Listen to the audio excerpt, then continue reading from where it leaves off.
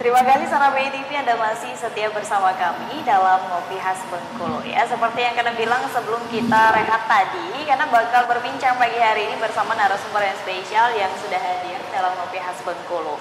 Kita kenalan dulu bersama kedua narasumber. Yang pertama yang di sebelah kanan ada Ibu Guse Finalti, Sarah Bay TV, selaku dosen ilmu komunikasi FISIP Unif. Selamat pagi Bu Gusti. Pagi, assalamualaikum. Gusti. Karena nih Sarah Bay TV. Gimana kabarnya Ibu? Sehat, alhamdulillah. Alhamdulillah sehat. Stay ya. safe ya. Stay safe. Oke, baik, kita kenalan lagi bersama satu lagi narasumber, ada Ibu Kartini Rashid, ini selaku tenaga ahli komunikasi program Kotaku Provinsi Bengkulu. Selamat pagi Bu Kartini. Selamat pagi, assalamualaikum Sanak BETV. Iya, gimana kabarnya Ibu pagi? Alhamdulillah baik. Alhamdulillah baik. Iya. Ya, yang pasti kita semangat pagi hari ini untuk berbincang terkait dengan tema kita, yakni pemanfaatan teknologi digital untuk pendidikan di era new normal. Nah, Sarana BTV sebenarnya kalau kita berbincang bersama stakeholder terkait ataupun tim gugus tugas dan juga dari dinas kesehatan dan lain-lain, kita masih di masa transisi menuju new normal. Belum ada ibaratnya tanggal ataupun ketetapan waktu ya ketika kita new normal, tapi kita di masa transisi. Nah, yang menjadi pertanyaan adalah ketika proses belajar mengajar ataupun kalau kita bahasnya lebih ke pendidikan ya. Proses belajar mengajar yang kemarin sempat viral atau heboh di Bengkulu, sudah ada yang mulai duluan tapi harus dipulangkan gitu. Nah, kita mulai dari itu dulu. Mungkin dari Bu Kartini terlebih dahulu menanggapi Bu, ketika kemarin proses belajar mengajar ada yang sudah mulai tatap muka tapi harus pulang, tapi sekarang ada wacana lagi, bahkan dua informasi terakhir KBM boleh dilaksanakan di zona hijau dan zona orange. Gimana Ibu Kartini memandang ini sendiri? Silahkan. Iya, kalau saya sih melihatnya dari sisi saya ya, selaku pendamping di tingkat masyarakat seperti itu. Kondisi saat ini memang perlu kita sikapi secara bijak seperti itu ya. Jadi protokol kesehatan yang ditetapkan oleh pemerintah itu harus tetap kita perhatikan. Itu demi kebaikan kita bersama seperti itu ya. Jadi kalau di pemerintah itu masih dilarang untuk melakukan pertemuan langsung di bidang pendidikan, sebaiknya kita ikuti seperti itu. Nah, kasus yang kemarin itu misalnya sudah ada yang melakukan pertemuan ya, lalu kemudian dibubarkan. Nah, ini tentunya hal yang sangat kita sayangkan seperti itu. Padahal kita tahu bahwasanya pelaku pendidikan ini adalah orang-orang yang tentunya paham ya tentang aturan, kemudian paham tentang norma yang harus dia jalankan dalam menjalankan tugas-tugasnya seperti itu. Nah, untuk saat ini dalam kondisi yang memang sebenarnya semua orang juga tidak mau berada dalam kondisi seperti ini kan, seperti itu. Nah, tapi kita ya selaku masyarakat juga, selaku pelaku juga baik di dunia pendidikan maupun di masyarakat ya harus mematuhi kondisi yang ada seperti itu sih kalau saya. Jadi apapun instruksi itu harusnya dipatuhi gitu ya, karena ada pemimpin nih bagi kita gitu ya. Nah, mungkin karena ke Ibu Guse kan kita tidak bisa pungkiri juga kalau kemarin ketika karantina sampai pun sekarang kita masih was-was sekali dengan adanya virus gitu ya, dan menyebabkan kita melakukan pembelajaran dari jarak jauh. Dan ini membutuhkan komunikasi yang baik juga dari para pendidiknya supaya materi tetap berjalan dan tetap diterima dengan baik. Nah, menyikapi dengan adanya pembelajaran yang dilakukan daring ataupun laring seperti apa? Iya, luring Ibu Guse gimana? Ya, sebenarnya yang pertama diambil hikmahnya dengan adanya corona ini kan kita dipaksa untuk berkenalan untuk mengenal, untuk berkenalan, untuk beradaptasi. Dengan apa? Yang pertama dengan teknologi. Kalau di masa new normal sekarang dipaksa atau digiring untuk berkenalan dengan pembelajaran yang memanfaatkan teknologi itu. Kemudian dengan protokol-protokol kesehatan. Nah, itu yang hikmah pertama ya. Kita yang tadinya tidak tahu, sekarang sudah harus tahu, kemudian harus akrab gitu, harus mengenal. Nah, dan di beberapa lembaga pendidikan termasuk di universitas ya, kita juga tahu bahwa peraturan dari tingkat kementerian juga mengajak untuk tidak mengadakan kegiatan tatap muka ya, dan itu sesuatu yang memang harus dipatuhi karena keluarnya sebuah kebijakan itu kan pasti ada pertimbangan, pasti ada kajian-kajian terlebih dahulu ya. Nah, ini pada masa pandemi seperti ini, di new normal seperti ini, kita sebagai pendidik, misalnya saya sebagai pendidik juga harus bisa memahami bagaimana kondisi-kondisi, kan kita tahu semua mahasiswa, semua murid itu tidak bisa disamakan status dari ekonominya, dari lingkungan keluarganya. Nah, itu juga satu permasalahan, saya kira seperti itu. Ya. Oke, baik. Nah, itu sama BITV yang pasti, karena kalau pembelajaran dalam jaringan atau luar jaringan, kita dipaksa emang harus memanfaatkan itu. Bukan dipaksa sebenarnya, tapi kita lebih didorong ya, Bu ya. Lebih dipaksa mengenal. Iya.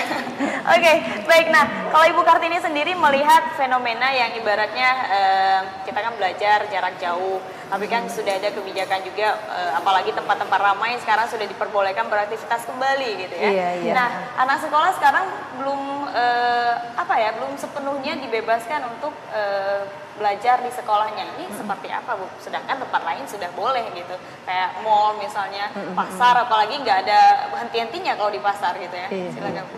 Tentu ada perbedaan kan.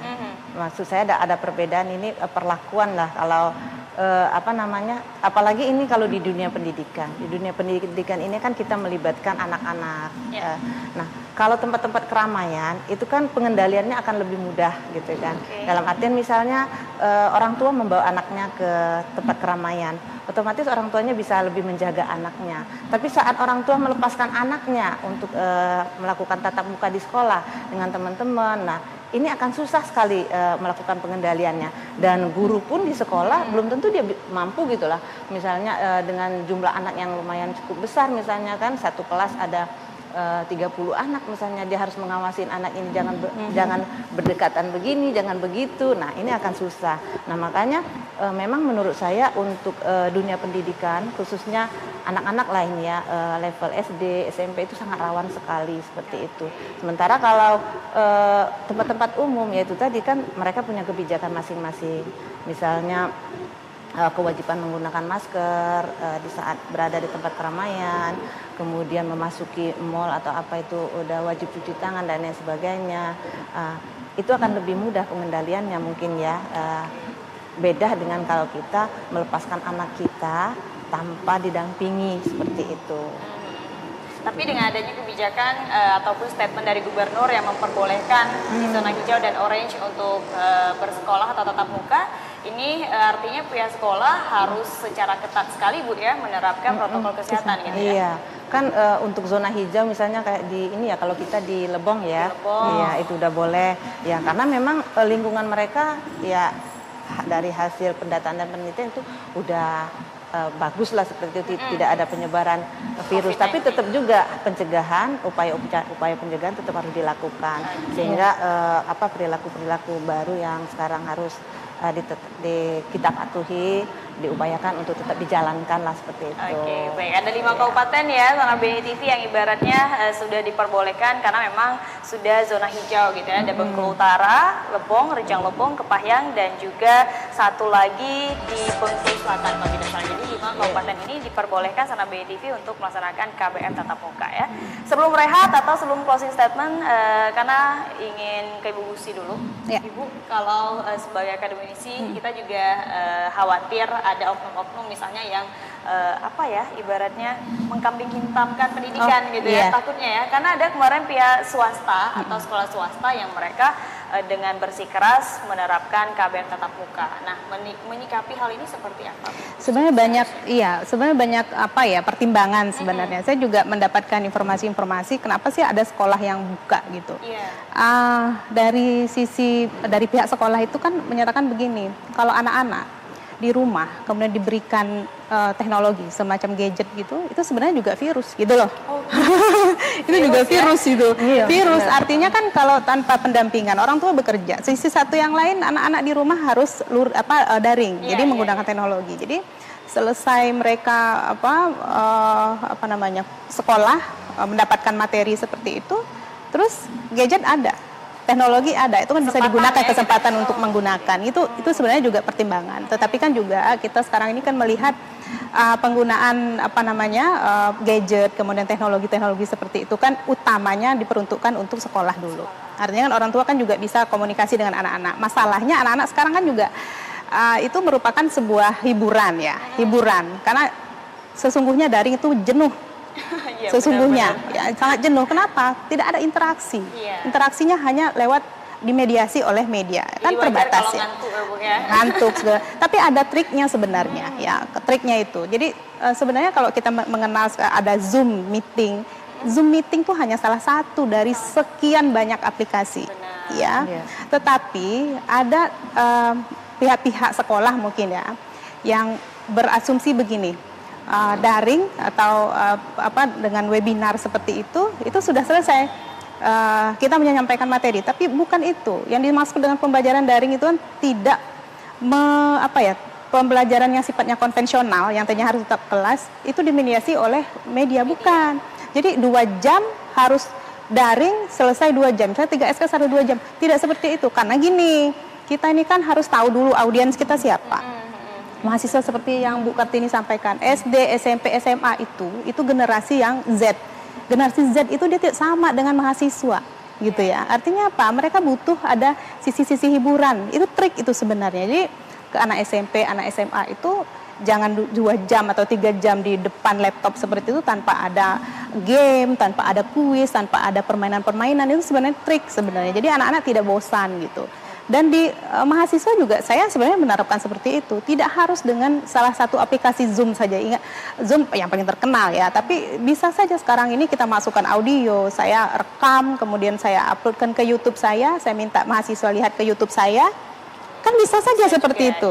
Iya kan? Gitu ya? Iya, seperti itu. Jadi banyak ya, Bu ya. Iya, karena tidak hanya teacher centered learning namanya. Tidak, guru itu bukan hanya pembelajar sekarang.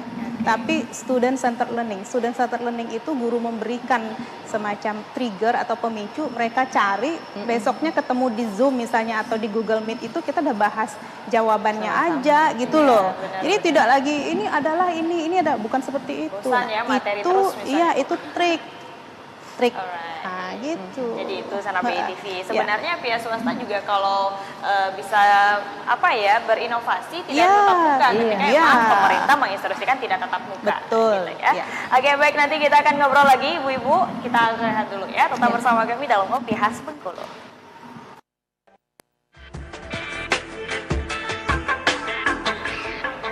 Masih bersama kami dalam Ngopi Khas Bengkulu. Kali ini kita masih bahas terkait dengan tema kita, yakni pemanfaatan teknologi digital ya untuk pendidikan di era new normal. Di awal segmen tadi kita bahas panjang lebar Sana BITV, baik itu terkait dengan kebijakan dan juga pandangan masing-masing narasumber ya untuk pendidikan di era new normal ini sendiri. Nah, kali ini karena penasaran juga terkait dengan sebenarnya pembelajaran kita yang kita laksanakan dari Maret ya, ketika itu sudah diumumkan dan tidak boleh melakukan aktivitas dalam keramaian gitu ya, sampai pun sekarang itu masih banyak sekali menggunakan media baik itu daring ataupun luring Ibu.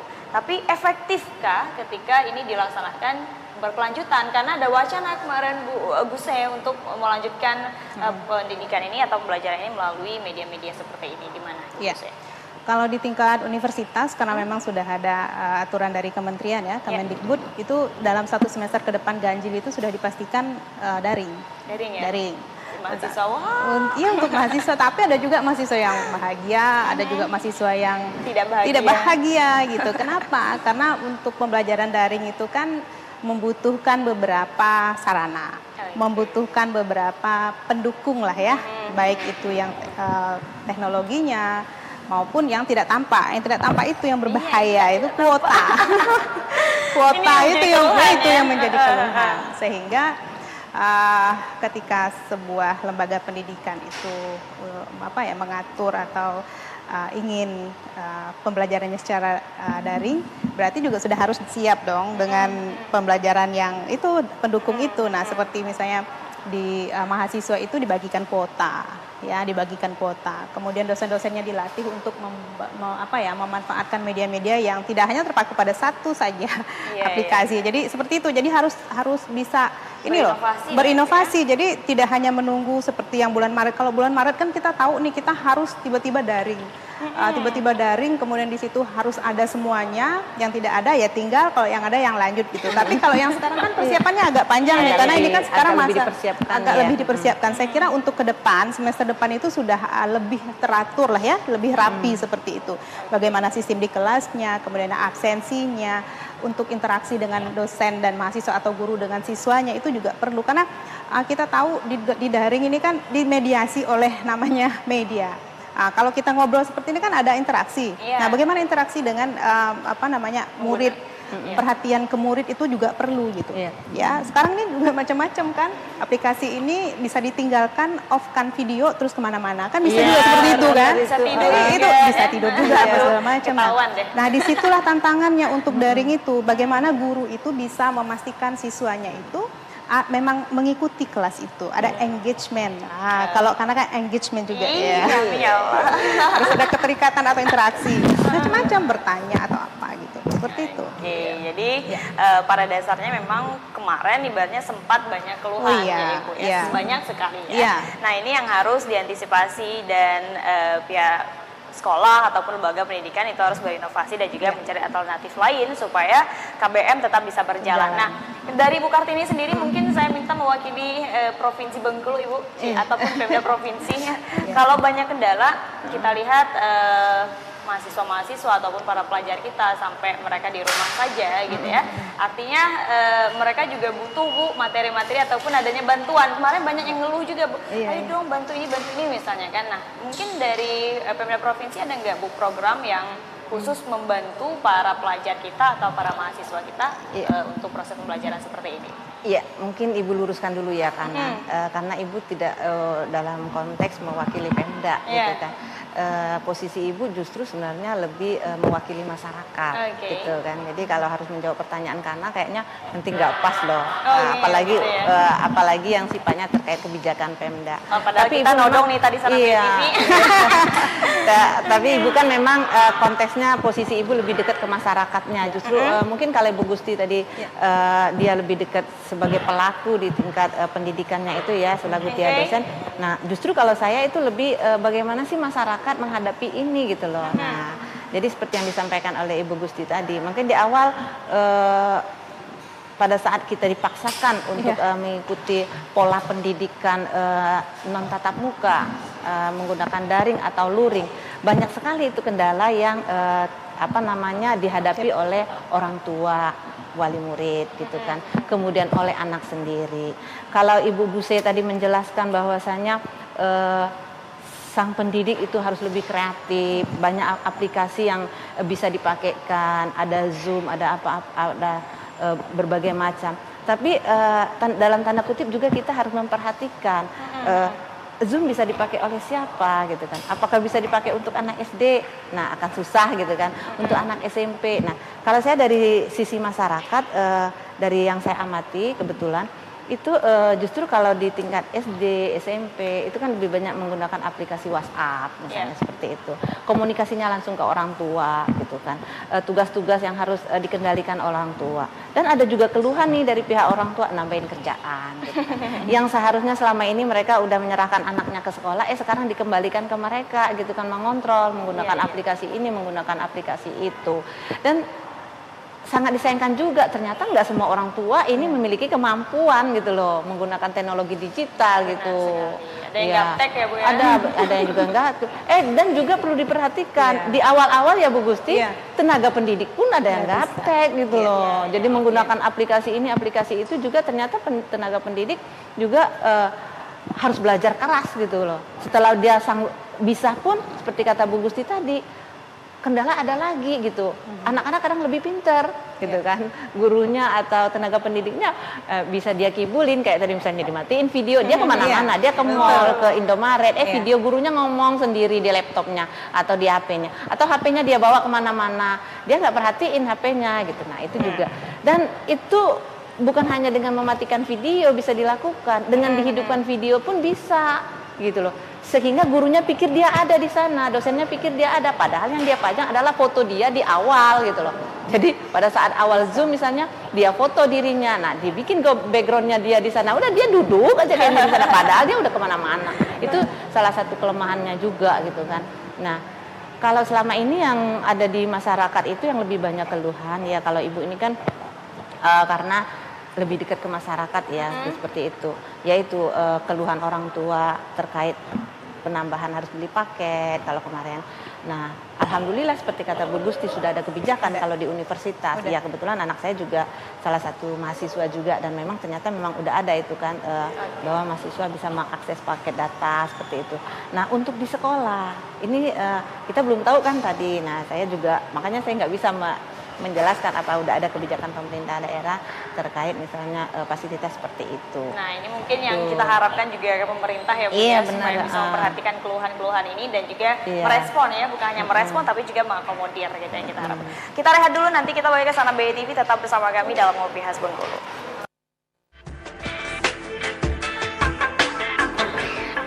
Ya, masih setia bersama kami dalam Ngopi Khas Bengkulu. Sana BTV masih bersama Bu Gusti dan juga Bu Kartini bahas terkait dengan pemanfaatan teknologi digital di era new normal ini, khususnya dalam sektor pendidikan gitu ya.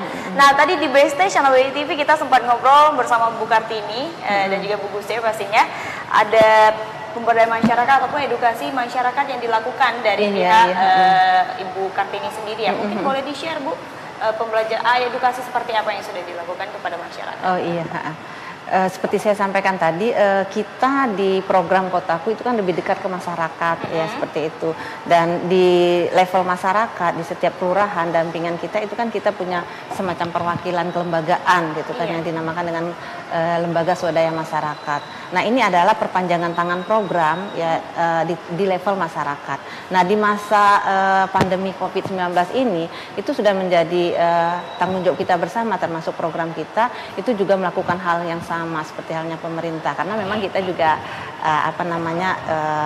mengemban amanah dari pemerintah pusat dan daerah juga seperti itu. Nah melalui program ini kita mendorong perwakilan kita di masyarakat yang mereka adalah motor penggerak pemberdayaan di tingkat masyarakat untuk melakukan edukasi dalam upaya pencegahan pandemi COVID ini. Nah, edukasi ini banyak kita lakukan baik secara digital yang menggunakan fasilitas digital dengan mengaktifkan melalui akun-akun Instagram, kemudian melalui aplikasi WhatsApp, grup-grup WhatsApp supaya menyebarluaskan bagaimana caranya menghadapi pandemi COVID-19 ini. Bukan hanya itu juga, kita juga melakukan pendidikan langsung di tingkat masyarakat, misalnya melakukan gerakan melakukan penyemprotan desinfektan di lingkungan seperti itu, kemudian membagikan masker kepada masyarakat, kemudian memberikan penyuluhan-penyuluhan di setiap event-event yang akan kita mulai. Misalnya kita ada kegiatan pelatihan masyarakat ya, peningkatan kapasitas di tingkat masyarakat, maka kegiatan itu kita awali dengan menggunakan protokol COVID, misalnya ngecek kesehatan tubuh seperti itu. Selain itu juga media-media cetak juga kita lakukan, baik poster, banner, spanduk seperti itu, sosialisasi seperti itu. Jadi edukasi ke masyarakat pun sudah dilakukan oleh Kotaku atau program Kotaku ini sendiri. Pada dasarnya kan program Kotaku Sana BTV adalah program untuk infrastruktur ya, kota tanpa kumuh, seluruh masyarakat kita semuanya bersih. Tapi ini juga sekaligus gitu Bu. Kan erat juga tuh dengan kumuh nih. Kumuh kan identik menjaga kesehatan, mengatasi persoalan kumuh identik dengan kita harus menjaga kesehatan. Nah dalam upaya mencegah COVID ini ya itu yang harus dilakukan memang kan, menjaga kesehatan seperti itu. Jadi kita benar-benar harus beradaptasi Sana BTV dengan kehidupan baru atau kebiasaan baru Bu ya, pakai masker, cuci tangan, hand sanitizer jangan tinggal gitu ya. Aduh pokoknya semuanya deh gitu ya. Oke, nah Bu Gus, kita balik lagi ngobrol terkait dengan pendidikan. Karena memang pembelajaran jarak jauh baik itu daring ataupun luring ini masih dilaksanakan sampai sekarang. Walaupun ada kebijakan yang Gubernur bilang boleh nih di sana aja, tapi nanti ke depan belum tahu apakah itu tetap aman atau gimana gitu ya. Kita masih menunggu juga nanti proses implementasinya gitu.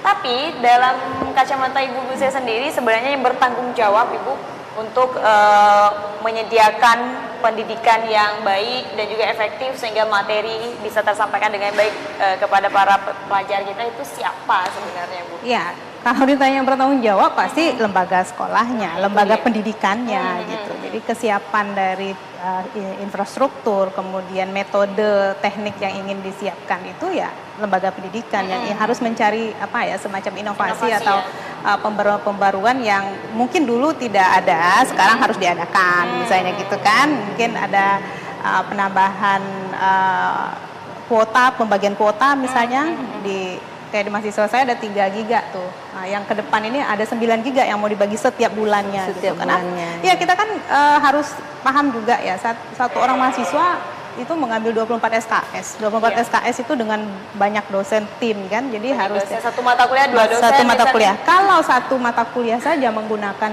Zoom misalnya ya, satu yang paling populer lah sekarang itu, bukan berarti Zoom hanya satu-satunya, bukan gitu kan. Nah, itu seperti apa? Jadi harus ada semacam gebrakan. Kalau Bu Kar tadi mengatakan gerakan, kalau saya sih lebih tepatnya gebrakan supaya apa? Supaya tidak terpaku atau tidak segmentasi hanya pada satu aplikasi saja. Ayo kita cari bagaimana sih supaya kita tetap happy, keterkaitan dengan mahasiswa atau interaksi dengan mahasiswa tetap berjalan gitu. Karena gini, saya tertariknya gini, di masa pandemi ini generasi gap kan beda nih, ya. Kalau misalnya saya mungkin generasi X, Bu Nur itu lebih tinggi dari saya usianya. Tinggi lagi, benar. Ya. Bisa jadi. Bukan baby boomers ya, karena ya. Ya. Nah, anak-anak kita itu milenial, Z. Jadi antara Z ya digital native, mereka digital native, kita ini digital imigran ya Bu Nur. Iya benar. Bukan. Jadi kita ini mengenal teknologi itu baru-baru kemarin. Baru-baru ya. Kalau mereka tuh mengenal teknologi itu sejak lahir. Melek mata. Jadi lebih pinter anak dibandingkan orang tua. Guru. Atau guru.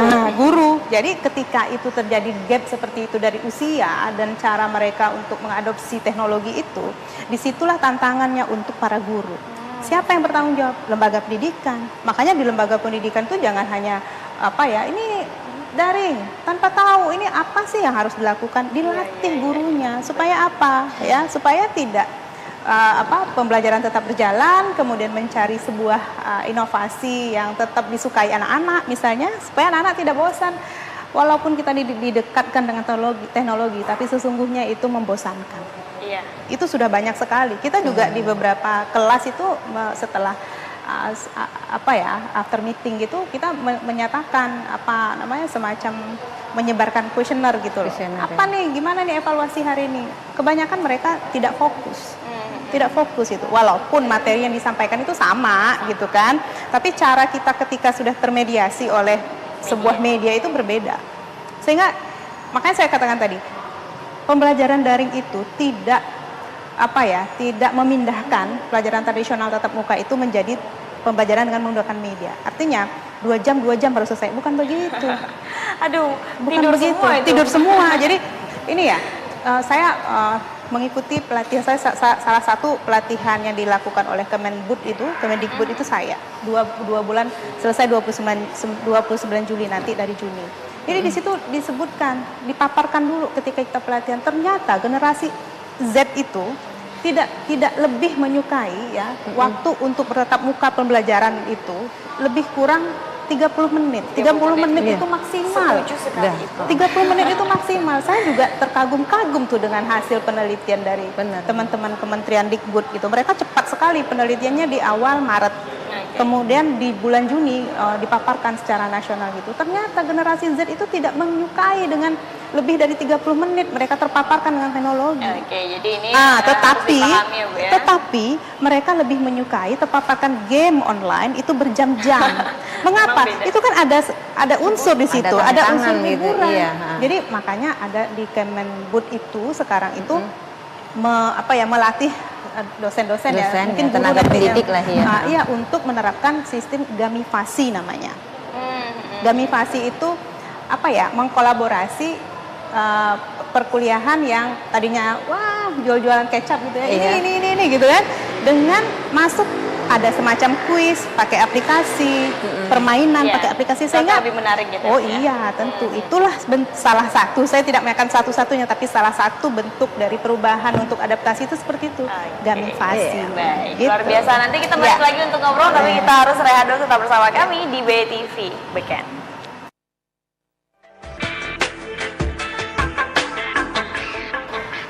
Ada kembali bersama kami dalam Ngopi Khas Bengkulu dan tidak terasa Sana BI TV kita sudah di penghujung perbincangan ya di pagi hari ini. Yang pasti masih semangat sekali. Semoga semangat kita menular ya kepada Sana BI TV yang ada di rumah Ci. Oke, Bu, terkait dengan pemanfaatan teknologi digital di era new normal khususnya sektor pendidikan sebenarnya sangat bermanfaat ya ketika itu bisa dimanfaatkan dengan baik dan ada inovasinya, jangan monoton gitu ya. Betul. Dan juga mungkin keluhan masih banyak sekali. Sana BI TV yang di rumah pasti bilang nih, aduh gimana mau pakai media atau mau pakai teknologi digital kalau kita aja alatnya nggak punya, ataupun modal untuk kuota dan lain-lain yang tidak terlihat tadi itu juga nggak punya gitu ya. Nah, yang pasti ini menjadi problem Ibu dan masyarakat kita tidak dipungkiri. Walaupun pagi tadi ada informasi bahwasannya angka kemiskinan kita turun Ibu, tapi di lapangan kita nggak tahu ibaratnya angka kemiskinan itu sebenarnya turun atau tidak, indikatornya sudah berubah atau tidak gitu ya. Nah, karena ingin tahu dari kacamata Bu Guse sendiri, kalau misalnya siswa kita atau pelajar kita banyak sekali Bu yang ada di daerah, kabupaten gitu ya. Mereka tidak bisa terkoneksi dengan jaringan, tidak bisa juga mungkin televisi juga tidak dapat sinyalnya gitu ya. Nah, ini sebenarnya hal yang harus dilakukan orang tua seperti apa? Memotivasi mungkin orang tua yang ada di luar sana Ibu. Iya, ada dua konsep ya yang saya ketahui tentang pembelajaran daring dengan infrastruktur. Ada namanya high tech dan ada namanya low tech. Bukan low tech yang dimakan karena setiap hari, bukan. Enggak low teknologi. Jadi high tech itu penggunaan teknologi tinggi ya. Penggunaan teknologi tinggi itu didefinisikan seperti yang sekarang ini sedang banyak digandrungi oleh sekolah-sekolah. Ada beberapa aplikasi, Zoom Meeting, Google Meet, segala macam. Kalau yang high tech itu berarti pengoperasiannya, pemanfaatannya itu tidak harus dengan biaya yang besar, tetapi dipakai oleh banyak orang. Apa itu? Misal, salah satu SMS. SMS itu low teknologi. Jadi tidak mesti harus beli kuota beberapa giga kemudian harus stay, begitu tidak. WA itu low tech ya. Jadi dengan adanya WA itu kan fasilitasinya banyak. Bisa juga telepon kelompok bisa ya, sekarang udah naik 8 orang dari 4 orang sebelumnya gitu. Kemudian benar ya, karena itu juga video call ya, video call. Kalau itu mau menggunakan, tapi kalau tidak ya pengiriman pesan saja secara yang seperti SMS seperti itu. Jadi jangan menuntut mahasiswa atau siswa itu sama posisinya, setara, tidak bisa seperti itu. Artinya di dalam penyiapan RPS, kan RPS ada nih disiapkan oleh guru-guru nih rancangan pembelajaran 1 semester itu seperti apa. Jadi untuk masa pandemi ini saya kira itu tidak bisa RPS-nya sama. Ya, RPS itu harus dibagi dulu nih mahasiswa yang mengikuti pembelajaran daring seperti ini RPS-nya. Ini mahasiswa nanti kalau atau jika ada yang tidak pernah bisa terhubung dengan jaringan seperti ini RPS-nya. Artinya ketika ini ada pembeda antara RPS yang digital dengan RPS yang manual, itu kan sesungguhnya di situ ada kebijaksanaan. Kebijaksanaan lembaga pendidikan. Lembaga pendidikan ya termasuklah dosen ya, guru yang bisa menentukan gitu. Karena nilai itu sesuatu yang itu tadi kadang-kadang kan peserta pendidik itu tidak basisnya ilmu, kadang-kadang nilai akhir gitu kan. Nah itu prosesnya itu seperti itu harus dikaji juga gitu. Jangan dikira semua mahasiswa atau siswa itu sama statusnya. Tapi ya harus dilihat juga bahwa guru-guru ini menyiapkan. Kalau nanti terdapat siswa yang tidak bisa tergabung, sedang di kampung halaman tidak ada sinyal seperti apa, sediakan apa yang bisa difasilitasi. Email misalnya. Bisa saja gitu, artinya tidak setiap saat. Itu harus ada pertimbangan atau kebijaksanaan. Kalau saya mengatakan gitu, kalau peraturan itu disebut dengan kebijakan, tapi di dalam kebijakan itu ada kebijaksanaan. Jadi kebijaksanaan itu sebuah penilaian-penilaian yang normatif yang mungkin tidak bisa di-cover oleh kebijakan yang kebijaksanaan itu ya manusia ukuran kemanusiaan misalnya gitu ya seperti tadi itu harus ada ya. Saya kira itu penting terlebih juga ibaratnya kemarin ada yang ngeluh aduh tugas numpuk ketika virtual gitu ya itu juga karena memang ada kebijakan dan kebijaksanaan dari pendidik juga Bu betul memberikan limit waktu penyelesaian tugas dan lain-lain gitu ya. Jadi dulu pernah tuh ngobrol-ngobrol dengan mahasiswa saya kebetulan sangat dekat sama mahasiswa. Ini gimana nih kalian nih bulan Maret tuh ya, awal-awal tuh, gimana nih? Waduh Bu, ini sekarang bukan pembelajaran luring Bu, atau daring Bu, tetapi ini tugas online luar biasa. Jadi dosen itu karena ini Bu ya, generasi tadi ya, dosen tidak bisa menggunakan teknologi atau guru tidak bisa paham dengan teknologi, memberikan tugas saja. Nah ini juga berbahaya. Jadi mahasiswa itu kan punya keterbatasan dalam kemampuan itu ya, kemampuan finansial, tenaga, waktu itu kan. Jadi dosen ini sudah memberikan semacam apa ya, waktu, sudah menentukan waktu nih tanggal sekian-sekian, ini ada juga ada dengan sekian. Nah ini yang mungkin apa ya, waktu awal-awal itu saya memahami bahwa ini sesuatu kondisi yang harus diadaptasi, misalnya transisi. Tapi saya yakinlah semester depan itu sudah lebih baik lah daripada yang kemarin ya itu. Jadi banyak permasalahan sih. Gitu. Jadi itu karena memang kita tadi kan katanya dipaksa ya Bu ya. Iya, jadi banyak sekali kendala yang kita temui, itu adalah hal wajar sehingga dalam tahun ajaran baru yang akan kita hadapi ke depan ini akan banyak evaluasi dan juga ada solusi juga Bu ya untuk bisa menerapkan dan juga mewujudkan pendidikan melalui media pembelajaran yang baik ini gitu ya. Nah, kalau Ibu Kartini kan dari program Kotaku Bu, kita kaitkan juga mungkin ya.